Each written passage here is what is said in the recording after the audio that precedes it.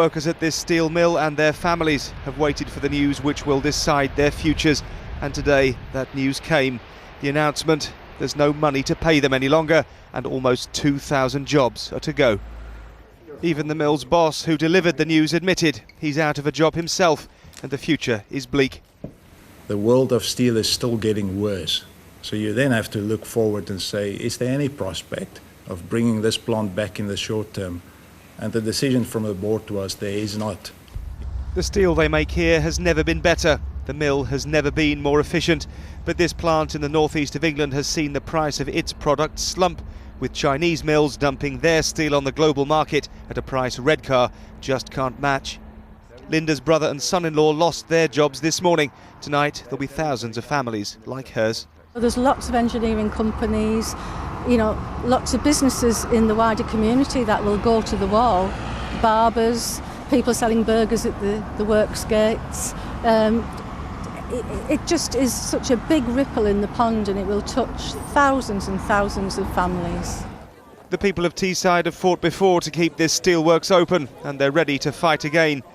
Save our steel! They say the government could help if it wanted, to keep the mill running at minimal cost until a buyer could be found. And from the seafront to the football terrace, the message is SOS, save our steel. Without steel in Redcar, they say there can be no northern powerhouse. What does the words northern powerhouse mean to you? Absolutely nothing. They're nowhere the paper they're written on, because where is it? It's one of the biggest, if not the biggest employer in this area, with 2,000 men plus 1,000 contractors. Where's the northern powerhouse helping us out? Isn't. So many other livelihoods in the northeast depend on steel from Redcar. This foundry in Middlesbrough has almost no other business. And bosses at SSI Steel say there's no money to pay any of their bills, reckoned to add up to tens of millions of pounds. Far more than 1,700 jobs are at stake. It's the economy of a whole region, the future of an industry that's been here for generations and might be about to vanish for good.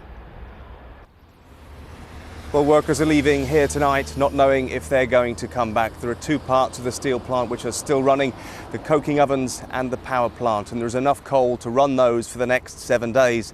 After that, there's no coal, there's no money to buy any coal, and the plant here say that unless the government or another buyer steps in to keep it going, that will mean the end of production here. It will mean that the steel plant cannot be sold as a going concern, and it could mean lights going out here for good. Damon,